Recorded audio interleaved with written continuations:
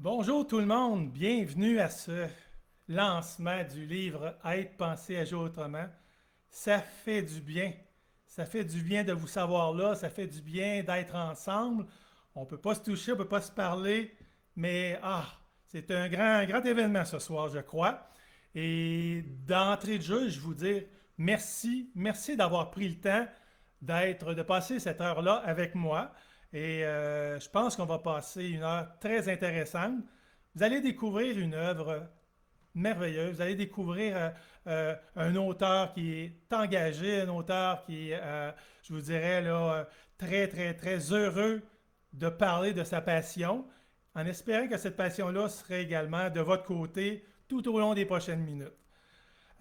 Jusqu'à maintenant, on a vu passer beaucoup d'annonces sur le lancement euh, par rapport aux 2 semaines, 3 semaines, un mois avant l'événement, et maintenant, c'est vrai.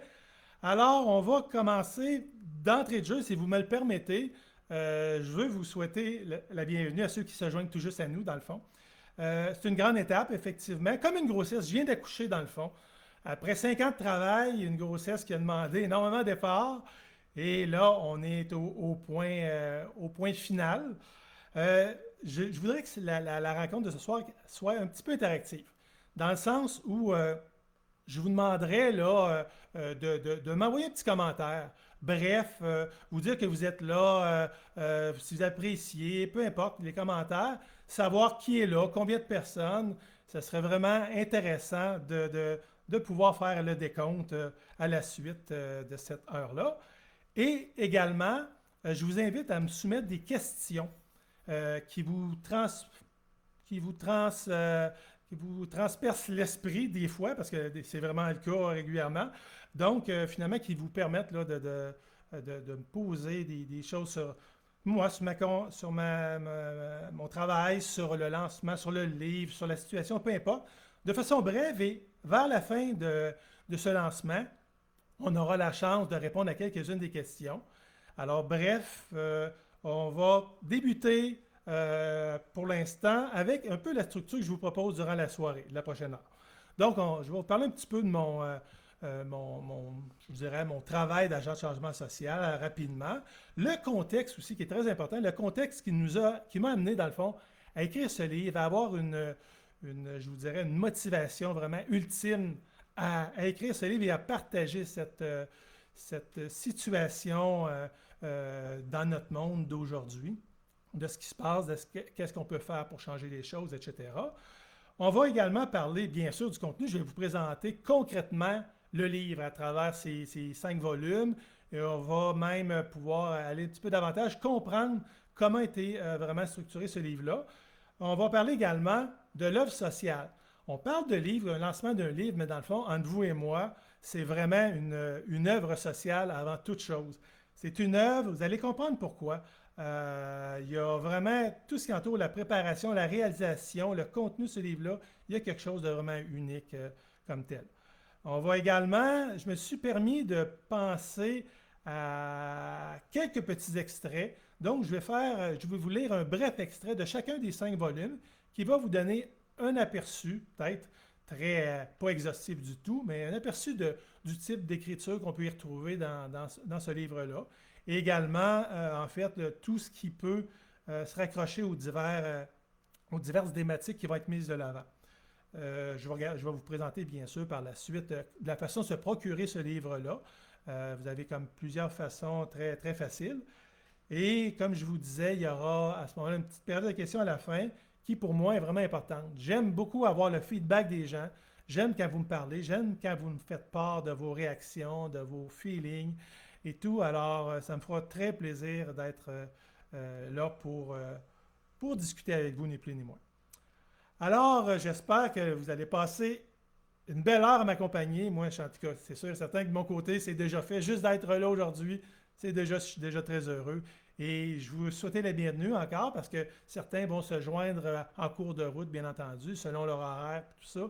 Alors, ceux qui joignent à nous, je vous souhaite bien la bienvenue. Puis, merci d'être là aujourd'hui, alors que vous avez bien d'autres choses à faire comme telles dans votre quotidien. Alors, bon, si je parle brièvement de moi, j'aime pas beaucoup parler de moi, mais là, il y a des gens qui me connaissent, d'autres moins. Alors, moi, dans le fond, j'ai un bac en communication. J'ai fini à l'Université Laval il y a c'est très récent, là, en 1990. J'ai fini mon bac. Et bon, j'ai une carrière diversifiée, si je peux dire. Je suis père de quatre enfants qui sont tous partis de la maison et même certains ont déjà commencé leur famille. Alors, c'est vraiment merveilleux. Je goûte la joie du grand-papa. C'est extraordinaire. En fait, j'ai été aussi, au début de ma carrière, j'ai été journaliste pendant quelques années, notamment au quotidien Le Nouvelliste à Trois-Rivières. Et c'est là que j'ai fait ma marque, là, puis qui m'a donné une certaine orientation, un certain goût, je vous dirais, de l'écriture, mais aussi de l'enquête. Pas une écriture comme dans le sens d'écrire un roman ou quoi que ce soit, mais une écriture là, qui apporte quelque chose, qui informe avant toute chose les gens. Et ça, c'était vraiment une passion de ce côté-là. Et j'ai été aussi, par la suite, après cette carrière de journaliste-là, cette brève carrière, j'ai été pendant 25 ans consultant dans le milieu des technologies d'information, particulièrement dans les ministères là, de la région de Québec. Donc, une carrière où j'ai développé des expertises en gestion du changement. Vous allez comprendre que c'est assez pertinent dans ce qu'on va discuter dans les prochaines minutes. Également dans tout ce qui est communication, dans ce qui est gestion de projet, organisation, etc. Donc, c'est des forces que je vais utiliser là, pour mettre à profit au niveau de la société comme telle. Et bien sûr, j'ai aussi d'autres cordes à mon arc.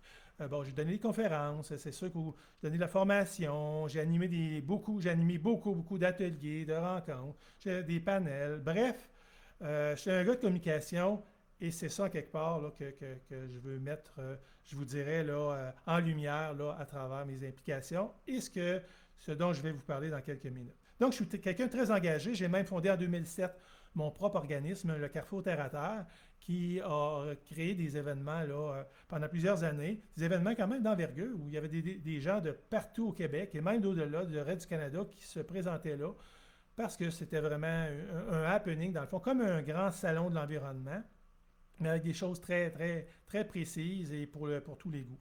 Donc, ça m'a donné vraiment le goût d'organiser des événements comme ça. Et c'est à ce moment-là, ça a probablement été, je vous dirais, le début de ma nouvelle carrière comme telle. En fait, vous êtes au courant, bien entendu, hein, avec la pandémie qui est actuelle, qui nous force à des remises en question, il y a des craintes, on se demande ce qui se passe. Les grands enjeux climatiques, par exemple, la pollution, les inégalités sociales, les répartitions des richesses, la disparition des ressources, on se sent comme la tête dans un étau. On se demande qu'est-ce qui se passe vraiment, qu'est-ce qu'on peut faire, y a-t-il des choses qu'on peut changer et tout et tout.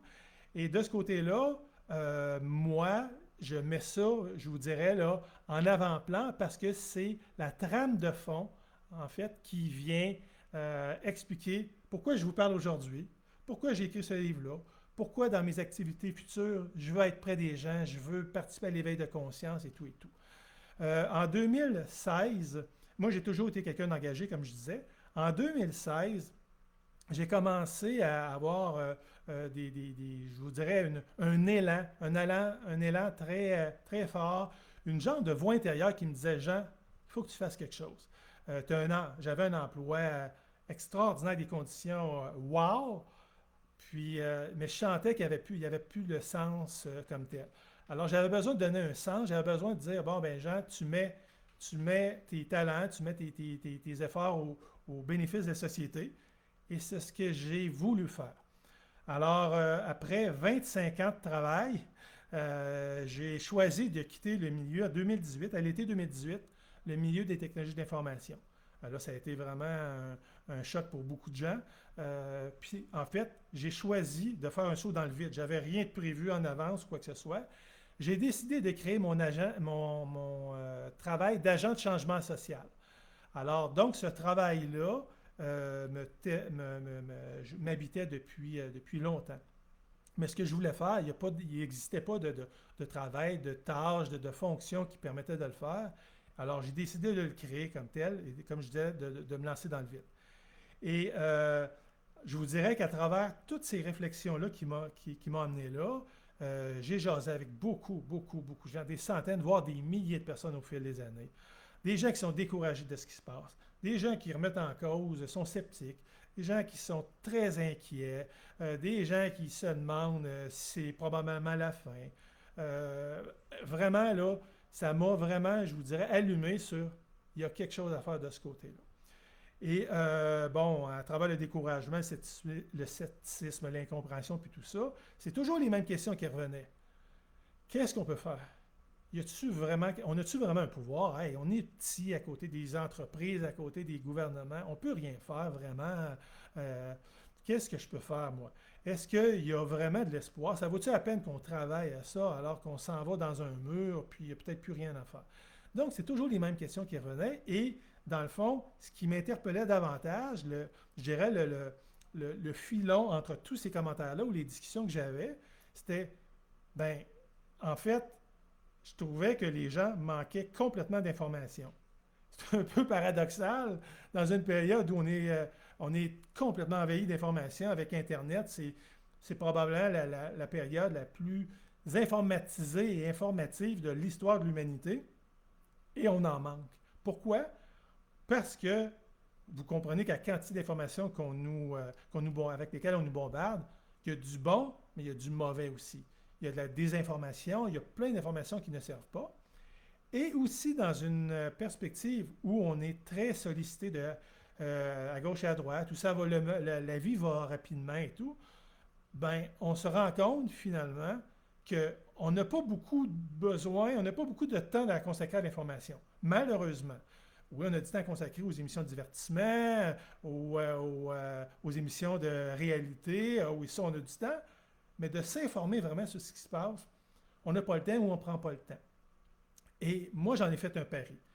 Avec ce constat-là qui revenait sans cesse au fil des années, je dis non, là, c'est dans ça qu'il faut que je me dirige. Les gens doivent comprendre, doivent apprendre, doivent savoir ce qui se passe, ont besoin d'informations.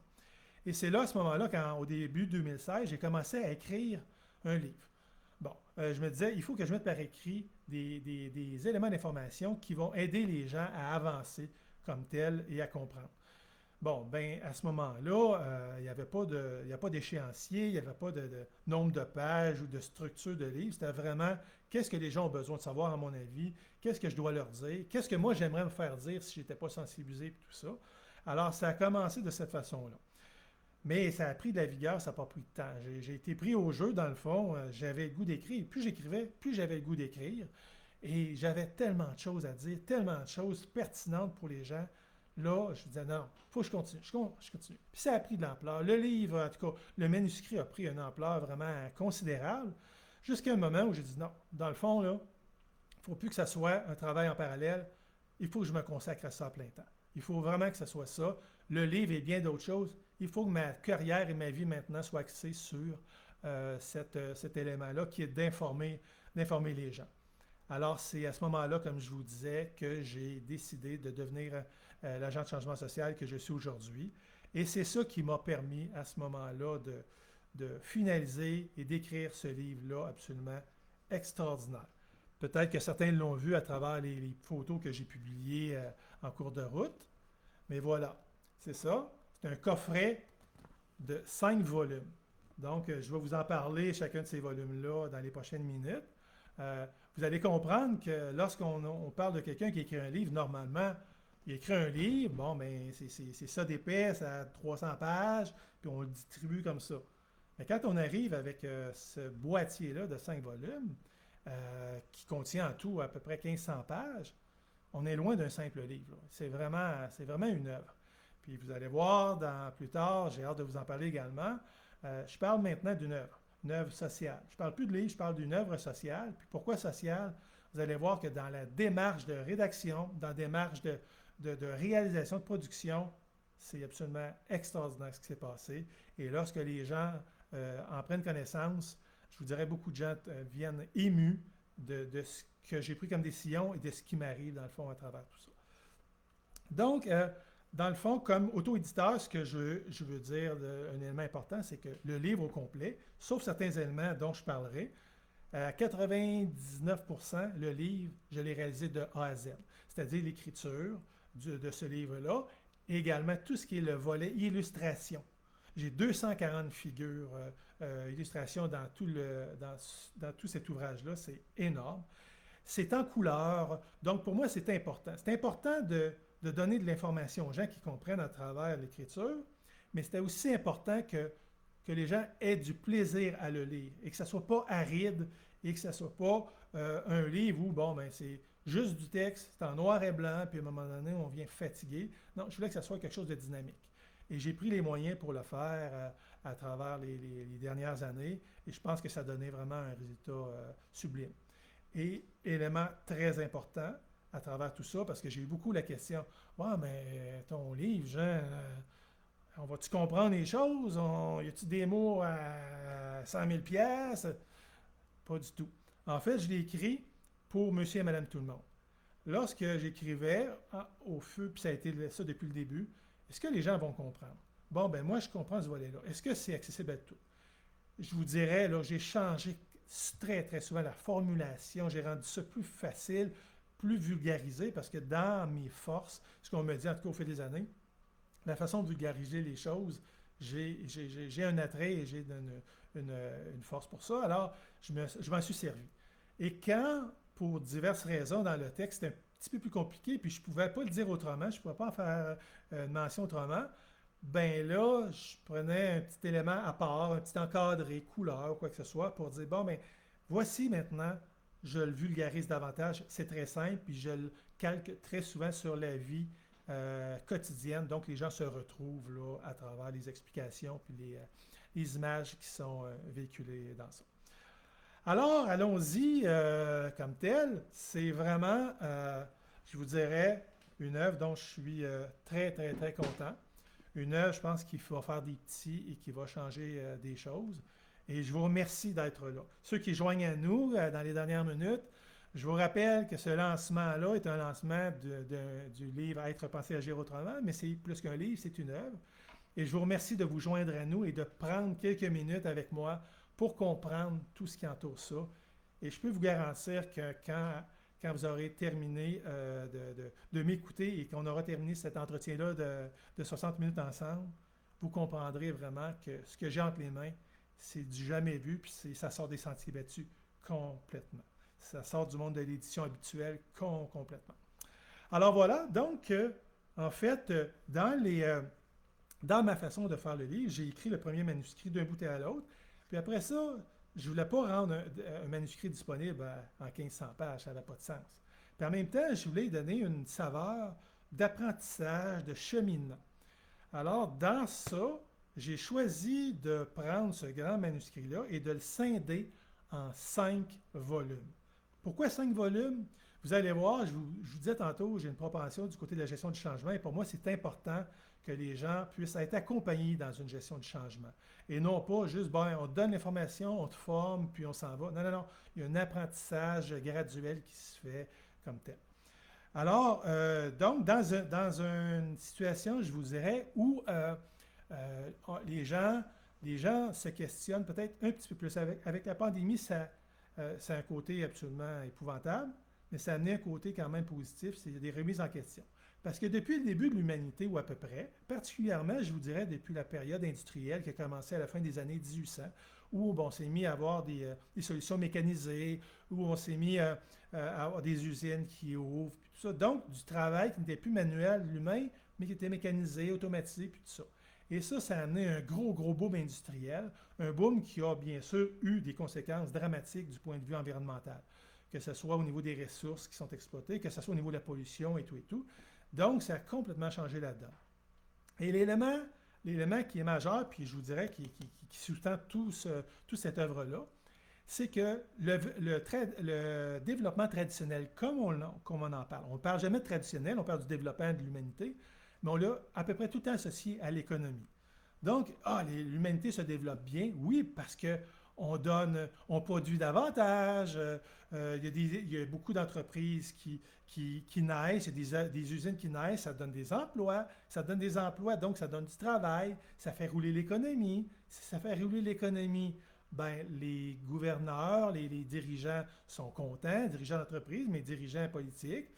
Donc, dans leur discours, ils sont capables de dire j'ai amené beaucoup d'emplois, j'ai amené une usine, j'ai amené ici. Donc, toujours a été centré sur l'économie. Et là, pour la première fois, je vous dirais, à peu près des années 70, on s'est rendu compte que, ouf, là, on développait, on avançait comme société sans jamais se poser de questions. Le maximum qu'on pouvait avoir, c'était parfait, tout le monde était heureux. On s'est rendu compte que cette façon de penser-là, cette façon d'être et d'agir-là, amenait des conséquences dramatiques. Non seulement du point de vue environnemental, mais du point de vue social humanitaire. Des incidences qu'on n'avait jamais cru possibles, et pourtant, c'est ce qui se passait et ce qui se passe. D'ailleurs, moi, je me souviens quand j'étais jeune, on parlait de l'eau. On disait l'eau, oh mon Dieu, ça c'est une ressource inépuisable. On va en avoir tout le temps, puis on va avoir tout le temps de l'eau pour boire. Puis on disait la même affaire de la forêt. Ah, la forêt, c'est inépuisable, ça aussi. Écoute, il y en a partout sur la planète. Ça, on peut faire ce qu'on veut, l'exploiter comme on veut. Oups!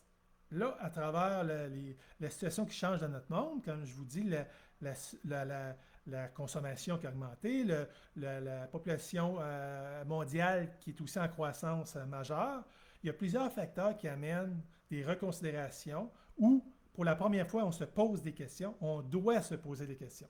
Pour bien des gens, je le sais, c'est bien étonnant de se poser des questions. C'est bien plus simple de dire on s'en va puis on fonctionne sans se questionner puis sans se restreindre.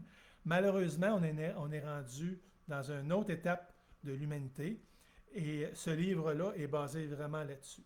Et j'espère qu'il permettra de sensibiliser à tout le moins à ce qui se passe. En passant, je suis ni du côté du discours apocalyptique. Ah ben là, c'est la fin du monde, là, puis c'est fini. Et je suis non plus ni du côté de la pensée magique. Ah ben oui, on va trouver une solution, les technologies vont amener une solution, puis ça va tout être réglé. Non, non, non, non. Il y a des processus qui sont irréversibles, qui sont déjà en cours et qu'on ne pourra pas changer, mais on peut restreindre l'impact, puis on peut changer, l'incurver, la pente montante, dans le fond, là, la courbe. Donc, j'essaie d'être, comme journaliste, ça a toujours été ma façon d'écrire, j'essaie de montrer les deux côtés de la médaille et de laisser aux gens leur bon sens, leur intelligence pour en tirer les conclusions qui s'imposent. Et j'essaie de faire la même chose avec le livre qui est là. Donc, ceci dit, dans la démarche que je vous propose de gestion de changement ou d'apprentissage, j'ai le premier volume qui s'appelle, en fait, qui concerne l'évolution de notre monde. C'est comme un peu l'introduction à cette grande œuvre-là. Dans le fond, avant de comprendre notre monde d'aujourd'hui, il faut savoir de où on vient, puis pourquoi on en est rendu là où on en est aujourd'hui. Donc, il y a quelque chose d'important à voir pour bien saisir notre situation actuelle. On doit retourner de temps en temps dans le passé pour voir comment l'humain a évolué, comment la société s'est développée. Il y a eu des changements majeurs qui se sont produits dans les dernières décennies aussi, de façon plus récente. Je pense entre autres à l'URSS, les pays communistes, le mur de Berlin qui ont chuté. Ça a changé complètement la donne du monde.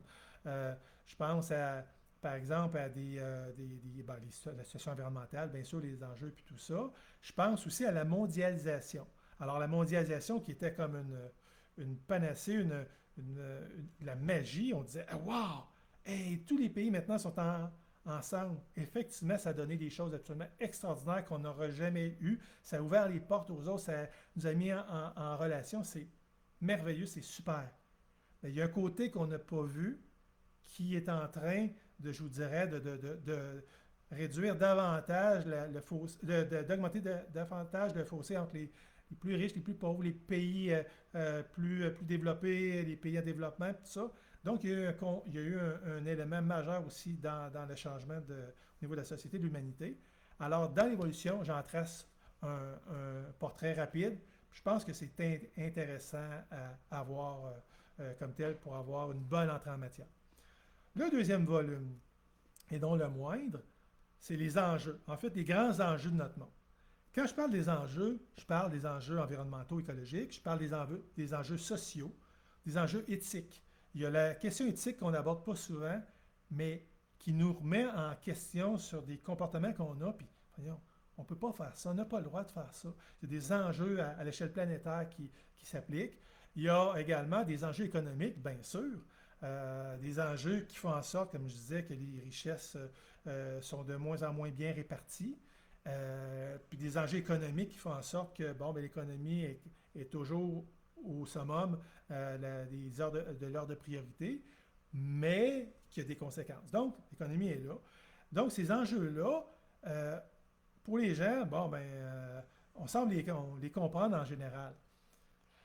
Je peux vous dire, si je me fie à mon expérience des longues années, puis vous savez, vous l'avez expérimenté, je suis convaincu, les gens qui sont un peu plus sensibilisés, vous l'avez expérimenté. En fait, je parlais tout à l'heure qu'on est dans une mer d'informations, ben, on note partout. Aujourd'hui, l'élément très important, c'est d'avoir le moins de temps possible. Je le mentionnais là, par rapport, j'ai pas le temps de lire, j'ai pas le temps de m'informer, tout ça. Qu'est-ce qui se passe? On a à ce moment-là des médias, les canaux de communication d'information qui nous bombardent de plein d'informations, puis nous autres, on capte ça. Euh, Moi, je me souviens, c'était arrivé tellement souvent que je parlais avec des gens, une conversation qui n'était pas du tout, qui n'allait pas dans ce sens-là, la vie de tous les jours, puis tout ça. Puis à un moment donné, ça bifurque sur un élément, sur un sujet qui me touche, que ce soit environnemental, économique, social, quoi que ce soit. Puis là, je m'apercevais que la personne me disait, oh, ben oui, absolument, oui, oui, telle affaire, je suis au courant. OK. Puis là, je voulais échanger avec elle, ça m'intéressait, mais la personne n'était pas capable de m'en parler pendant plus que 10 secondes. Alors, en fait, ce qu'elle avait probablement eu, elle avait vu une manchette d'un journal avec un gros titre, ou bien donc un bulletin de nouvelles avec un titre qui est dans le bas de l'écran, et son idée était faite. Alors là, moi, je me sentais le devoir de discuter avec elle pour voir comment elle voyait ça. Et je vous dirais que, j'exagère même pas, là, 80% du temps, facilement, les gens me regardaient, ils disaient, wow, mais pourquoi on ne nous dit pas ça? Pourquoi on ne nous informe pas là-dessus? Il me semble que ce serait normal qu'on le sache. Si on savait ça, on serait autrement. Alors, voyez, donc, je parlais du manque d'information, c'est un peu ce que je voulais dire. Donc, l'information ne se rend pas aux gens, la bonne information, et les gens ne sont pas en mesure d'analyser, de savoir puis de comprendre la situation. Donc, les grands enjeux vont permettre à toute personne, à tout lecteur, là, d'avoir une idée de ce qui se passe. Et je vous dirais que c'est au centre, de toutes les remises en question, tout l'éveil de conscience qui s'amorce sur la planète et tout, c'est vraiment majeur. Donc ça, là, c'est un peu comme une Bible, là, je vous invite à passer à travers celui-là, c'est sûr, certain. Troisième élément, très important également, vous allez voir en passant, les 5 volumes ne sont pas d'égale épaisseur parce que, en fonction de ce qu'il y avait à dire, puis tout ça, il y en a qui sont plus épais, comme les enjeux, il y a beaucoup, beaucoup de choses à traiter. Lui, un petit peu moins, mais c'est tellement important. Pourquoi l'inaction dans notre monde? Alors, encore là, c'est beaucoup d'expériences, ben, des réflexions, beaucoup de lectures. Ce livre est documenté, là, c'est de façon incroyable. Là. Beaucoup de lectures et beaucoup de discussions avec les gens qui disent ouais, mais si les enjeux ou les problèmes sont si évidents, mais pourquoi on ne change pas aussi rapidement? Alors, moi, ça m'a toujours interpellé.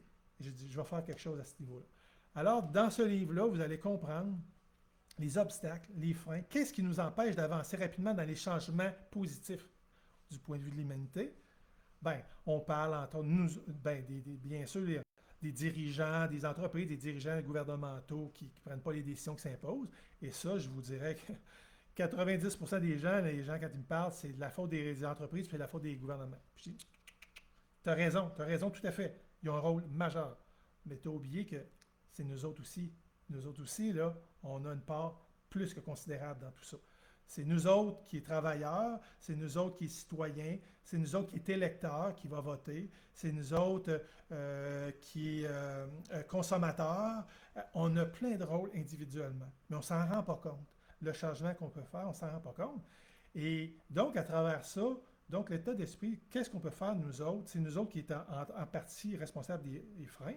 Mais, comme je disais, les dirigeants des entreprises et les gouvernements ont un rôle à remplir. Qu'est-ce qui se passe? Pourquoi ils n'agissent pas plus? Pourquoi ils ne prennent pas des décisions pour le bien de l'humanité, le bien de la société? J'en parle de long et en large. Et je vous dirais qu'il y a un élément important qu'on ne parle pas beaucoup, qu'on ne voit pas dans les médias et pourtant qui fait une différence remarquable et incroyable, c'est vraiment les lobbies. Lobby de l'agriculture, l'agroalimentaire, le lobby du sucre, le lobby du pétrole. Il y a plusieurs lobbies qui ont une puissance absolument fabuleuse. Bon, les complotistes, les gens qui sont férus de cette je vous dirais, mouvance-là, vont dire, ben oui, c'est ça qui contrôle le monde. Bon, ça, on peut avoir chacun notre opinion là-dessus, c'est propre à chacun, puis je vous laisse le soin de l'avoir ou pas l'avoir. Mais du côté des lobbies, c'est sûr que le lobby a une pression. Et vous allez apprendre des choses vraiment là, que vous n'auriez même pas imaginées. Et dans ce livre-là, moi, j'ai mis non seulement tout mon cœur, mais je vous dirais, mon besoin d'en faire comme une enquête. C'est un peu une enquête. Donc, dans ce troisième volume-là, vous allez voir, il y a des documents secrets qui sont révélés, il y a des informations secrètes, pas dans le sens qu'il faut jeter la pierre à des gens, dans le sens de mieux comprendre, puis on est capable, quand on fait des liens entre les éléments, entre les choses, on est capable de bien comprendre, de savoir comment nous, on peut s'insérer là-dedans pour changer les choses. Donc, c'est vraiment un élément important.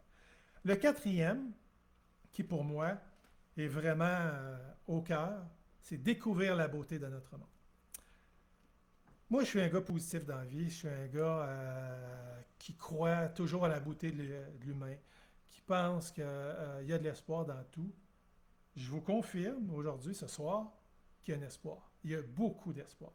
Est-ce que vous saviez qu'il y a des dizaines de millions de personnes, d'organismes, qui travaillent d'arrache-pied pour transformer notre monde?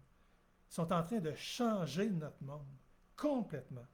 Des initiatives personnelles qui deviennent mondiales, des entreprises qui font autrement, puis qui lancent des produits, des services qui sont aucune commune mesure avec ce qu'on connaît.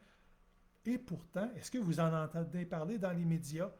Est-ce qu'on vous en parle dans vos conversations de tous les jours? Pourtant, ça existe. Et pour moi, dans la gestion du changement, on ne peut pas faire un changement si on n'y croit pas. On ne peut pas faire un changement dans la vie de tous les jours si on n'a pas la présomption, la prétention que ça va amener un changement, puis que ça va changer les choses, puis qu'on a vraiment de l'espoir dans le futur. Alors, on est tous comme ça dans notre vie. Je le suis de la même façon. Donc, pour moi, le volet d'entrée de jeu, je vous parlais comprendre, espérer, agir. Alors, vous voyez que le espérer, j'ai mis un effort vraiment colossal. Vous avez des dizaines et des dizaines, et voire des centaines d'exemples de personnes, d'organismes, de réussites qui sont comme aïe aïe. Quand vous aurez terminé avec ça de ce quatrième volume-là, vous allez vous dire oui, notre monde est vraiment, vraiment en changement, en transformation. Et c'est important qu'on puisse mettre en lumière ces belles initiatives-là, puis les choses qui changent le monde. Et vous allez voir aussi à travers ça les gros mouvements sociaux, tu sais, avec le MeToo pour les femmes, le Black Lives Matter pour le racisme, le zéro déchet, le réchauffement climatique, la jeune Greta Thunberg qui, juste en s'assoyant sur des marches au Parlement en Suède, a changé une partie du monde. Les jeunes sont avec elle. Alors, oui, je sais qu'il y en a qui disent ah, ben là, puis ils charlent un peu après elle, puis ils mettent un doute. Mais c'est pas rien ce qu'elle est en train de faire. Elle n'avait pas la prétention au départ de dire moi, je vais changer le monde, je vais être tout seul, je vais toutes les années. Pas du tout. Ça s'est fait de façon normale. Donc, vous voyez, les gens ont une soif. Ils ont une soif d'être à la suite de gens comme ça qui veulent transformer notre monde, qui veulent faire des efforts, qui veulent être positifs et faire une différence. Alors, c'est très, très, très encourageant comme tel. Et le cinquième, donc vous avez vu l'acheminement. Hein, qu'est-ce qui s'est passé pour qu'on soit rendu là? Qu'est-ce qui se passe aujourd'hui avec les enjeux dans notre monde actuel et celui qu'on est en train de bâtir avec ce qu'on fait actuellement? Pourquoi on ne va pas plus rapidement comme tel dans les changements? La beauté du monde, donc il y a un milieu d'avoir d'espoir. Alors, c'est quoi la dernière étape qui nous reste? Bien, c'est faire une différence. Comment je peux agir? Qu'est-ce que je peux faire? Vous avez des centaines et des centaines de solutions qui sont là-dedans. Des solutions, je vous dirais, individuelles, collectives, qu'on peut mettre en œuvre dans notre vie quotidienne. Autant du côté, je vous dirais, de nos comportements, de nos attitudes, que de nos gestes concrets. On est capable de transformer notre monde. Puis, il y a quelqu'un qui a reçu un livre avant qu'il soit mis en vente comme tel, puis je vais vous expliquer pourquoi. Puis il a eu avec son épouse, là, dans une fin de semaine de long en large, mais il va le lire de façon plus intensive, là, éventuellement. Il m'a fait un commentaire qui m'a tellement touché, qui m'a tellement fait plaisir, puis qui résumait pourquoi ce livre-là, cette œuvre-là existe. Il dit, dans le fond, c'est une excellente synthèse des différents grands enjeux auxquels nous sommes tous confrontés. C'est éclairant, éducatif et bien documenté. Les pistes de solutions proposées sont à notre portée. Le tout suscite le goût de se remettre en question et de réfléchir sur notre façon de vivre. Wow! C'est ça. C'est ça, être pensé et agir autrement. En fait, j'ai le goût de vous parler rapidement de cette œuvre sociale-là. Donc, une œuvre sociale, pourquoi? D'une part, je dois vous avouer que pour moi, c'est important que la réalisation donne un sens, pas juste le contenu.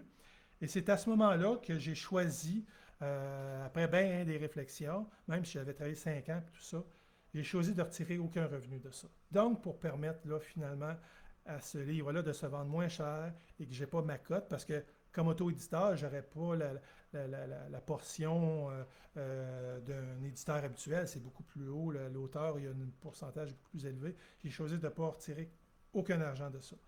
J'ai choisi également que la vente du livre, donc le coût d'achat du livre, tous ceux qui ont acheté le livre, 100% de ces frais-là, je ne parle pas des frais d'opération, je parle vraiment du livre comme tel, de ce coffret-là, serviront à financer des projets humanitaires, des projets concrets qui seront dédiés qui seront en lien directement avec le financement du livre. Donc, on va pouvoir dire, bon, ben, grâce à l'argent recueilli, ben, on a pu permettre un exemple à un village, 500 villageois d'un village africain pauvre ont maintenant une conduite d'eau potable. On a l'eau potable maintenant parce qu'on a financé à 100% ce projet-là. C'est vraiment génial. Vous avez été sollicité certainement, plusieurs d'entre vous, sur la campagne de sociofinancement que j'ai débutée à la fin de l'année dernière. Imaginez-vous, c'est incroyable la réponse, ça m'a tellement touché. En moins de 20 semaines, j'ai ramassé près de 21 000 $. Et ça, là, c'est simplement des dons.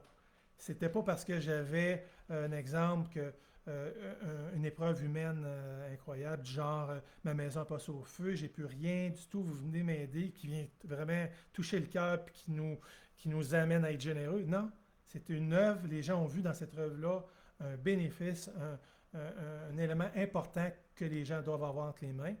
Ils ont fourni de l'argent. Donc, c'est grâce à ça que j'ai pu faire imprimer les livres et en couleur, les volumes et en couleur, faire le coffret également.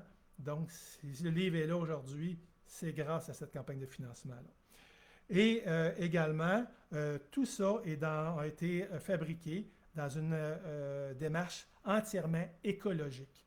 Donc, tous les cartons papier, c'est recyclé à 100%. Il n'y a pas de produits chimiques. Il y a des processus qui ont permis de limiter l'abattage d'arbres, les émissions de gaz à effet de serre, les émissions de produits chimiques. Bref, là, c'est 100% écologique. Donc, il y a quelque chose de vraiment unique. Et dernier élément, mais non le moindre, ce coffret-là, je le vends à un prix minimal, vraiment très bas. Les gens m'ont dit, tous ceux qui l'ont su me disent, ben t'es fou, mais ça n'a pas de sens. Ben parfait, pour moi, quand quelqu'un me dit ça, t'es fou, ça n'a pas de sens, ben je dis merci, t'as tout compris. Dans le fond, moi, je veux m'assurer que ce coffret-là se retrouve entre les mains d'un maximum de personnes et que ce ne soit pas encore une fois l'argent qui fait cette différence. Quelqu'un qui n'a pas trop d'argent financièrement, il ne peut pas se le procurer parce qu'il vaut trop cher. Pas du tout. Moi, je veux m'assurer que ce ne soit pas une question d'argent pour diffuser cette œuvre-là tellement importante. Alors, je vous dis à la base, ce coffret-là, parce que je vous dirai la façon de vous procurer, les prix vont changer, mais à la base, je le vends 35 $.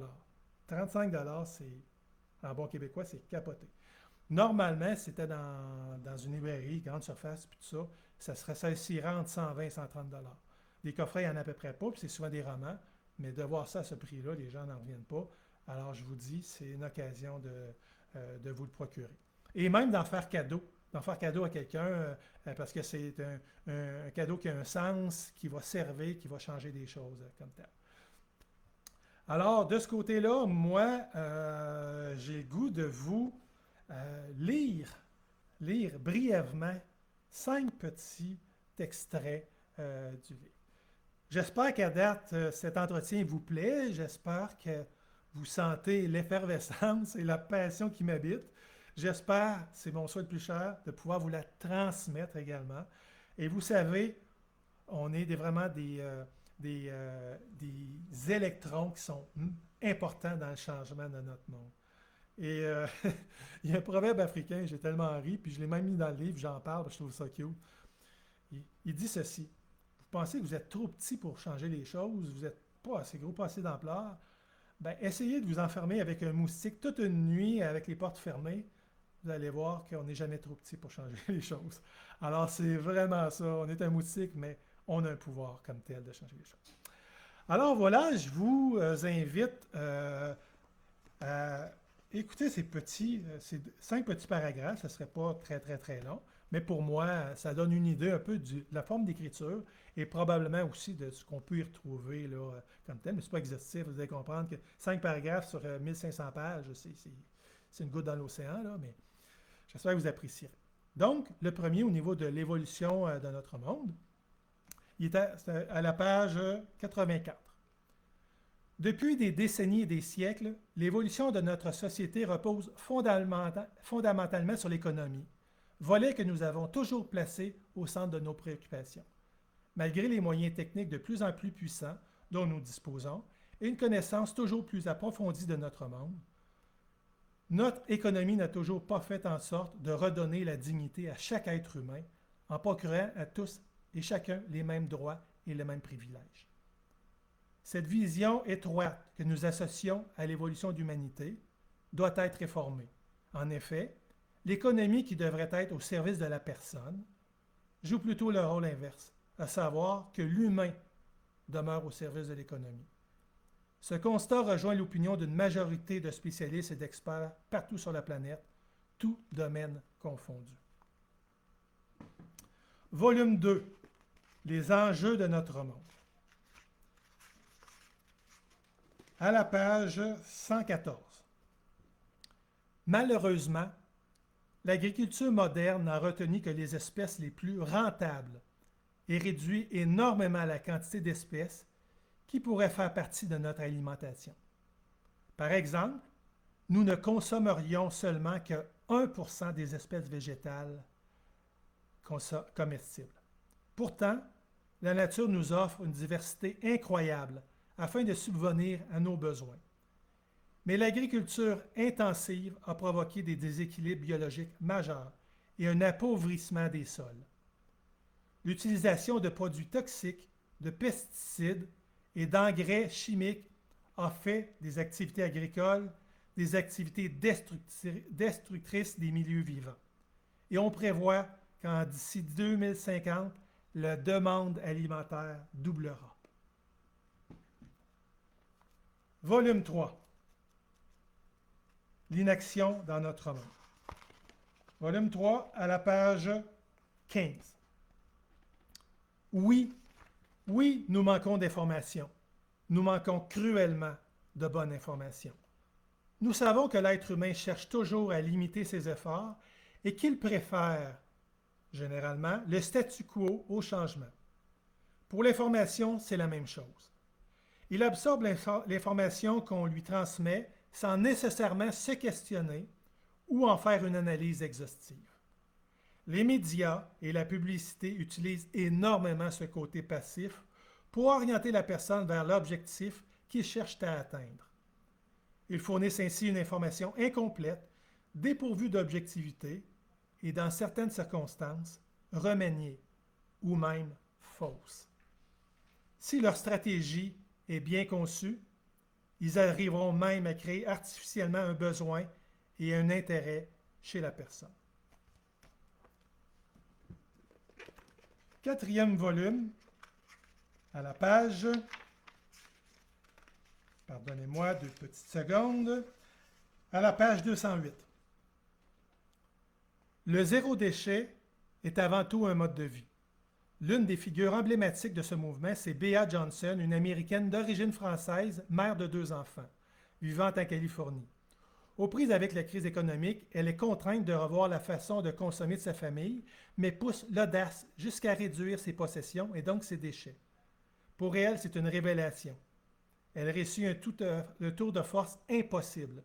Elle limite les déchets produits par sa famille durant toute une année à l'équivalent de simples petits bocal. Elle se donne alors la mission de partager cet exploit à un maximum de gens. Elle publie alors en 2013 Zero Waste Home, un ouvrage qui devient rapidement un best-seller mondial, qui est traduit en 17 langues et qui aujourd'hui est considéré comme la référence à l'origine de ce mouvement planétaire. Enfin, dernier exemple du volume numéro 5, faire une différence. Pesticides, herbicides, peintures et solvants, colle, agents de conservation, produits de coloration ou de blanchiment, couches de protection des bouteilles, des boîtes de métal, composantes d'appareils électroniques, parfums, contenants de plastique, pièces automobiles, nettoyants. Voilà quelques-uns des produits qui se cachent, des endroits où se cachent les produits chimiques et toxiques qui nous accompagnent au quotidien. En faisant la sourde oreille aux mises en garde relatives à des milliers de produits dangereux, nous contribuons à la dégradation de tout ce qui nous entoure, dont nous-mêmes. Nous préférons une pelouse plus belle que celle du voisin, l'odeur d'une marque particulière de savon liquide, la couleur d'un emballage. Nous avons pourtant le contrôle sur tous ces éléments. Modifier certains de nos réflexes peut faire une grande différence. Et là, à travers les pages, j'ai des centaines d'exemples concrets au quotidien de ce qu'on peut faire. Alors, vous voyez, dans le fond, ce n'est pas un ton accusateur, ce n'est pas un ton moralisateur, c'est vraiment de l'information qui vient changer la vision qu'on peut avoir des choses. Comment se procurer ce livre-là avant de passer à quelques questions? En fait, il y a 3 façons de se procurer ce livre-là. On peut se procurer le livre en ligne, directement en ligne, sur une plateforme qui s'appelle Marché B, qui, elle, en fait, est devenue ni plus ni moins une plateforme sociale et qui est en train de changer la donne. Un genre d'Amazon québécois, parce qu'il y a des produits québécois, et de façon responsable et complètement, là, je vous dirais, sociale. C'est pour ça qu'on a établi une collaboration ensemble, c'est extraordinaire. Et la personne responsable, Alexandre, est en train de monter quelque chose qui prend une ampleur considérable. Alors, sur ce site-là, Marché B, vous pourrez à ce moment-là vous procurer le livre. Vous pourrez tout voir l'information, les liens sur mon site jeanprovencher.net et vous avez tous les liens vers cette plateforme-là. Il y a vous pouvez retrouver aussi en librairie chez quelques librairies indépendantes. D'où les grandes librairies qu'on connaît, je ne veux pas les nommer, mais les Renaud Bré, Amazon, tout ça. Non, moi, je ne veux pas faire affaire avec ça. Je veux vraiment encourager le local et les entreprises locales. Ça fait partie des valeurs préconisées dans le livre. Alors, il y a quelques librairies indépendantes de l'Île du Québec qui ont adhéré et qui mettent en vente ce livre-là. C'est quelques-unes parce que vous comprenez que je fais tout. Donc, c'est moi qui prends les volumes, qui va les porter en librairie. Donc, je n'ai pas pu le faire à la grandeur de la province pour l'instant. Mais vous pouvez à ce moment-là aller voir sur le site leslibraires.ca. Vous avez l'ensemble des librairies qui possèdent ce livre-là. Mais je vous donne les 6 qui l'ont pour l'instant. Il y a la librairie Poirier à Trois-Rivières et la librairie Poirier à Shawinigan, la librairie Bureau Pro à Victoriaville et la librairie Bureau Pro à Drummondville. Vous avez la librairie Fournier à Lévis et la librairie La Liberté à Québec. Et je vous invite, si vous n'êtes pas dans ces régions-là ou près de ces librairies-là, de faire une demande à votre librairie locale indépendante. Puis, certainement, ils vont communiquer avec moi et ils vont s'arranger pour avoir en inventaire le livre. Et finalement, bien sûr, quand la pandémie le voudra, bien sûr, la troisième façon, c'est en main propre. Donc, j'aurais bien aimé pouvoir le vendre, vous le dédicacer, discuter avec vous comme tel, mais vous allez comprendre qu'on ne peut pas le faire pour l'instant. Alors, quand les mesures auront été réduites, on pourra le faire et ça me fera tellement plaisir. Par rapport à tout ça, d'ailleurs, les activités, conférences, signatures, peu importe tout ce que je vais faire, figure également sur mon site jeanprovencher.net que je mettrai à jour constamment. Là, vous pouvez y suivre là, ce que vous voulez là, par rapport à ce qui s'en vient pour moi et où vous procurez le livre comme tel. Une version numérique, on me posait la question. Oui, une version numérique est éventuellement prévue. Je veux avant m'assurer que la version papier soit vraiment bien enclenchée, que les ventes se passent très bien. Mais elle sera disponible. Je n'ai pas de date encore, mais certainement pas avant le milieu de l'automne prochain. Alors, donc, d'ici là, je vous invite pour vous procurer le livre là, en version papier dans le coffret. Et comme je vous mentionnais, de l'offrir en cadeau. C'est vraiment un cadeau rempli de sens. On n'est pas dans la possession, on n'est pas dans le matériel, on est dans quelque chose qui peut transformer les gens. Alors, est-ce qu'on a des bonnes questions qui, j'imagine que oui, qui nous ont été fournies par les gens? Et ça, c'est une partie que j'adore, de pouvoir interagir avec vous. Je vous remercie d'avoir pu le faire et d'avoir pris le temps de le faire comme tel. La première question, est-ce que la pandémie et nos réactions face à celle-ci est un bon exemple de notre pouvoir? Tout à fait, tout à fait. En fait, ce qu'on vise à travers ce qu'on veut faire, c'est un éveil de conscience. Un éveil de conscience, ça ne veut pas dire qu'on est des gens complètement inconscients. Non, non. Ça veut dire qu'on est en train de réfléchir qu'avec tout ce qu'on voit, tous les enjeux, toutes les problématiques qui se présentent, la pandémie, je pourrais faire une conférence là-dessus, dont, encore une fois, l'origine est humaine, parce que l'ensemble de tous les enjeux qui font partie du livre, c'est l'humain qui l'a créé, vraiment. Alors, donc, de prendre conscience de nos impacts, de prendre conscience de ce qu'on fait, ce qu'on peut faire de mal, mais de bien aussi, c'est ça un éveil de conscience. Alors oui, la pandémie, moi je suis content, ça me donne vraiment énormément d'espoir. Puis je le vois beaucoup sur les réseaux sociaux, sur Internet, dans les discussions un peu partout, il y a quelque chose qui se passe. Et quand les gens se questionnent, au lieu de dire « Oh, moi là, je change ça, oh, moi il n'y a pas question, oh, moi non », quand les gens disent « Ouais, on voit bien qu'il y a de quoi qui ne marche pas, puis il y a quelque chose, c'est vrai qu'il faut faire ça ». Moi, là, je vous dirais, là, sur les 200 dernières personnes à qui j'ai jasé, c'était pas déjà conscientisé. Sur les 200, il y en a au moins 180 qui ont eu cette réflexion. Ben oui, ça n'a pas de sens, là, ce qu'on est en train de faire. Ben ça veut dire qu'il y a une sensibilisation. Puis là, rendu là, le pas est très facile à franchir comme tel. Et le livre va vous permettre d'y aller graduellement et de s'affranchir de ces étapes subséquentes. C'est une très bonne question. Merci beaucoup. Le gouvernement ne s'élit pas par lui-même. Comment peut-on utiliser notre pouvoir, nous les citoyens? J'adore cette question. En fait, dans le livre, vous allez voir notre pouvoir dans le volume 4. Vous allez voir, volume 5, pardon, comment on peut changer les choses. Il y en a énormément. Je ne vais pas aller dans le fin détail, mais vous allez voir notamment, il y a Gene Sharp, vous ne connaissez pas, mais il y a longtemps a publié ce qu'il appelle les 198 façons non violentes de mettre de la pression, dans le fond, ni plus ni moins, sur les dirigeants. Vous allez voir, c'est fascinant. Vous dites, hey, c'est vrai, on peut faire ça. La mobilisation, c'en est une. Les gens qui s'assoient là dans la rue, les pétitions, transmettre l'information aux gens autour de vous pour qu'ils soient conscients de ce qui se passe, ce sont tous des façons de faire. Et oui, je vous jure qu'on a un puissant pouvoir. Et à travers nos élections, au lieu de dire je vote pour le même parti depuis 125 ans, puis je ne me questionne pas, ou parce que mon frère a voté pour lui, ou parce qu'elle est bien fine, elle.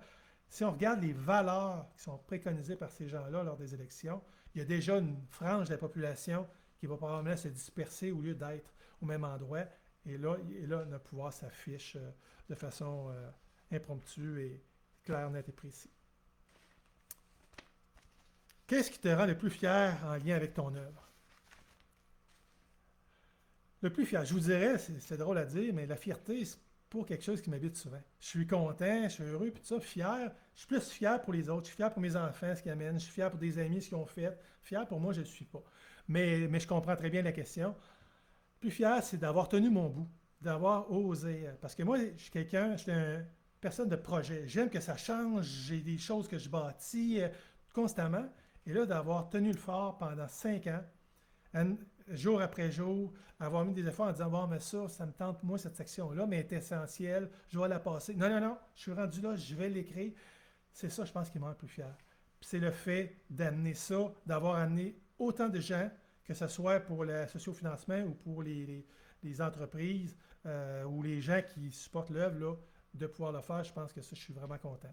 Puis dans l'œuvre sociale, j'ai juste mentionné que j'ai eu l'aide de 3 personnes. Quelqu'un qui a révisé les 1500 pages 3 fois, une révision de français, puis tout ça, qui m'a chargé rien parce qu'il était touché. C'est incroyable.